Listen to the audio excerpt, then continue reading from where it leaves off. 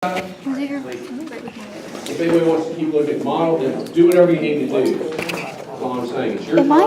I don't want to interfere with anybody. So I'll try to take a few minutes and highlight a few things. If you will.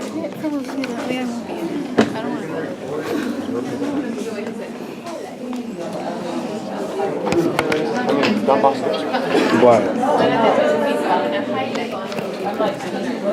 You need a good angle. Good angle. This your backpack? No. Sorry, keep doing your thing. We'll pick up on the neck after. Does that look good in it? You look good too. Does that look good in I it? think so. I like that shirt. Okay, I'm not going to be, it's not going to take hours for each lab or lecture, so understand I'm getting highlights. Maybe some things that might be important or whatever.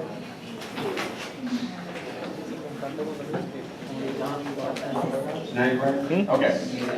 All right, so basically we talked about the scalene muscles. And remember how we're using the anterior and middle scalene as our big landmark structures for a lot of things. I know slide's going to come up talking about the interscalene triangle, but understand about the triangle being between the anterior scalene, middle scalene, and down here with the first rib. And you know that two primary structures are coming out of the interscalene triangle: brachial plexus, subclavian artery. Then there are other structures that lie anterior to the anterior scalene, which I'll go over in just a minute. Okay, so scaling, know the interscalene triangle, what its contents are. All right, so then,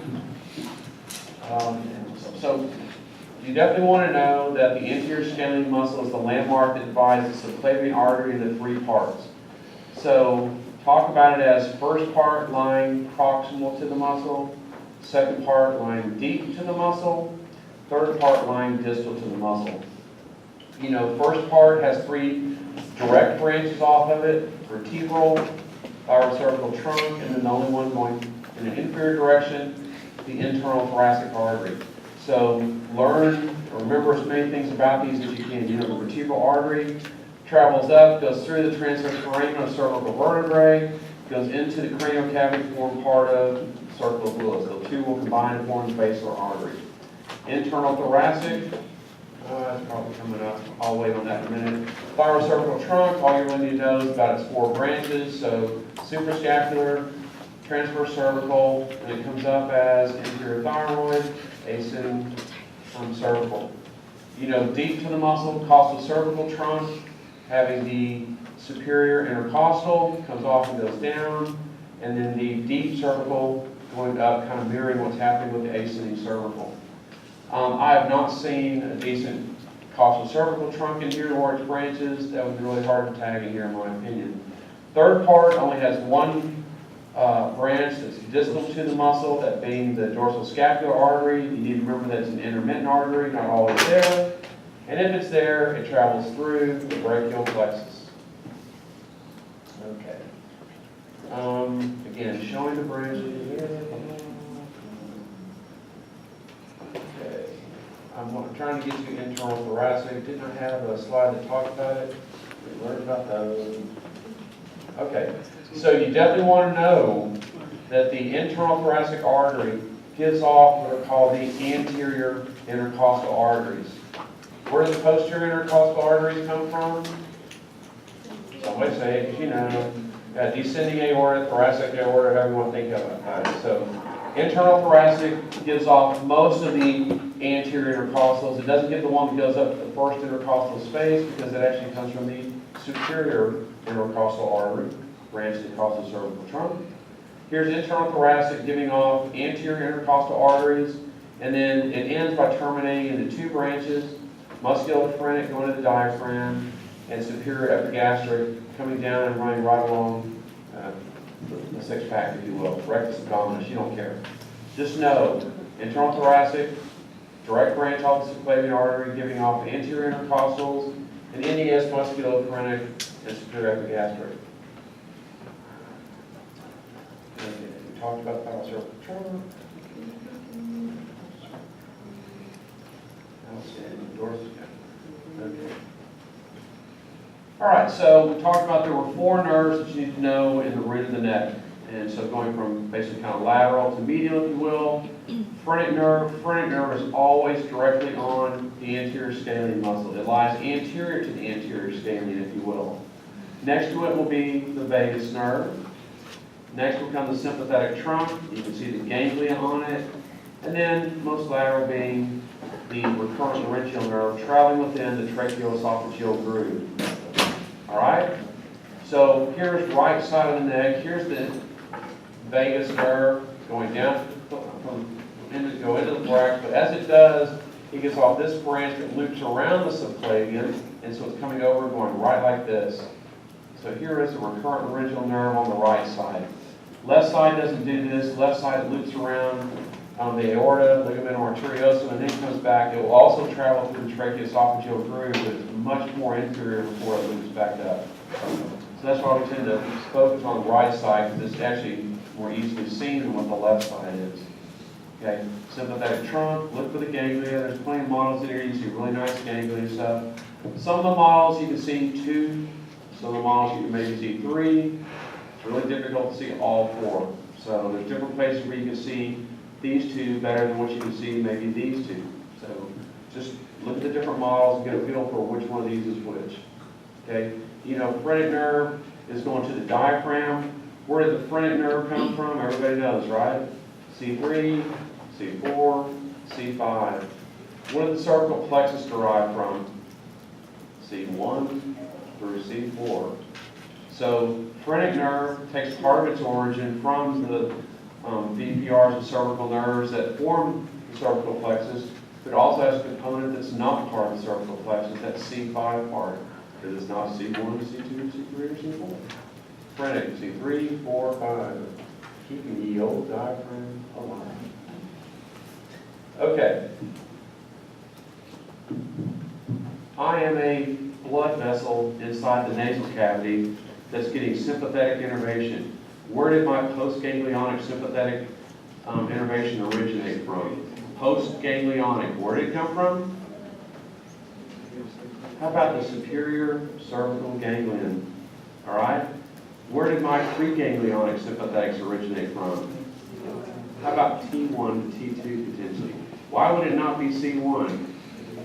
All sympathetics originate T1 to L2 of the spinal cord. There are no sympathetics originating from C1 to C8, nor from L3 to coccygeal 1. It's all T1 to L2.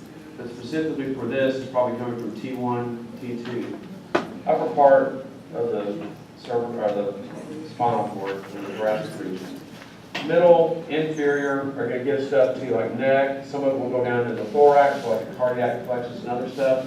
Any sympathetic to the head, postganglionically comes from this structure right here. Okay, I've had some questions about what is the difference between rami communicantes versus a VPR, ventral primary ramus. All right, a VPR, or there's even a DPR, is basically going to be the first branch of a spinal nerve. Okay, so each spinal nerve splits into a DPR and a VPR on the dorsal part or ventral part of the body. Rami communicantes are specifically associated with the sympathetic trunk. There are white rami, gray rami. White rami are always myelinated, preganglionic sympathetic fibers. Gray rami are always unmyelinated, postganglionic sympathetic fibers. So rami communicantes are always associated with the sympathetic trunk. A VPR, a DPR is a branch of the spinal nerve. Okay? Just nod somewhat so I'll think, oh God, they got it. It's awesome. All right, so when you look at this diagram, all right, so what you're looking at in here, here's the sympathetic trunk, so here's different ganglia or whatever. So when you look at this in red, all right, this is where the preganglionic neuronal cell body would be. This is going to be T1 to L2 of the spinal cord. So it comes off, travels around, comes over, and it makes this little loop like this. Well, this structure right here, the rami communicantes, rami communicantes connect between the spinal nerves, and for your part, basically the posterior intercostal nerves and the sympathetic trunk. So here is a rami communicante. It would be a white one because it's preganglionic. And then this dashed line is going to show how these postganglionics will come off. So here's a gray rami communicante, postganglionic. And then these postganglionics are going to go off and go to wherever. Okay? These are rami communicantes. So why do I not see a white rami up here on one of these cervical sympathetic ganglia? Why? Oh dear Lord, why not? Because there's no, where do sympathetics come from? T1, L2 of the spinal cord. There is no sympathetics coming from the cervical part of the spinal cord.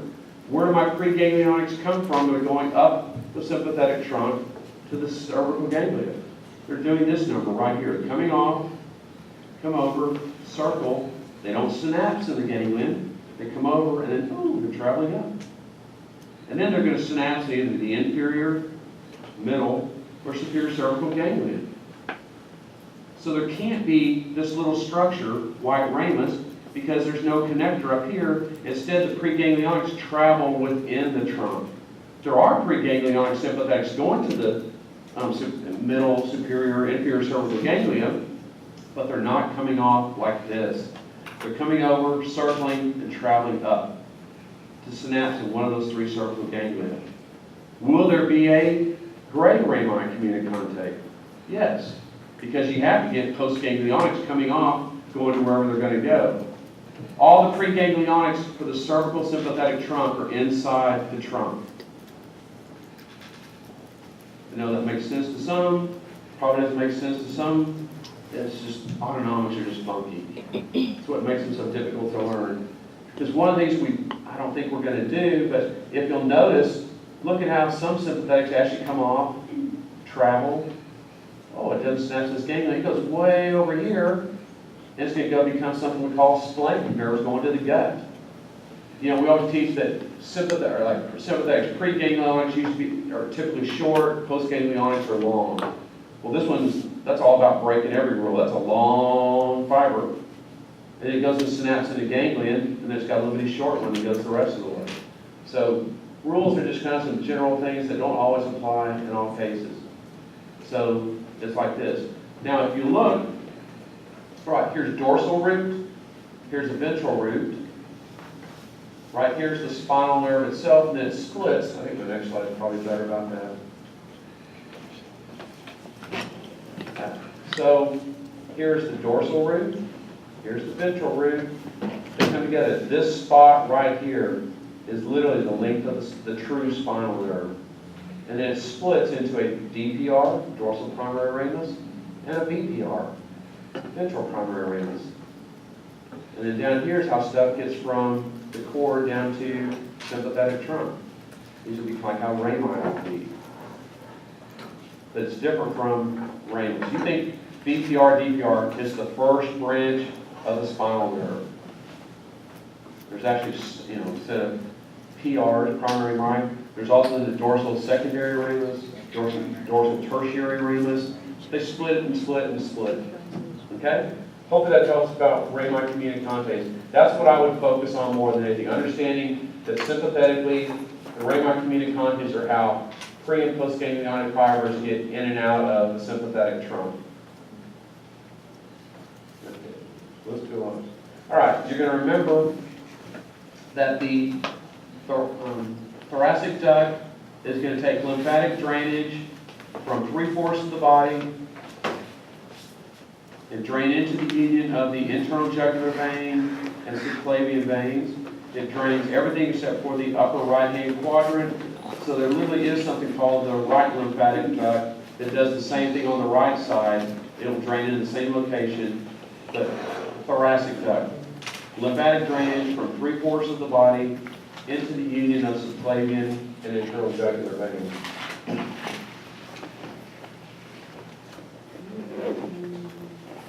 The only thing I'm going to iterate again about this is about, cervical plexus, C1, 2, 3, 4. But here's our good friend, the phrenic nerve.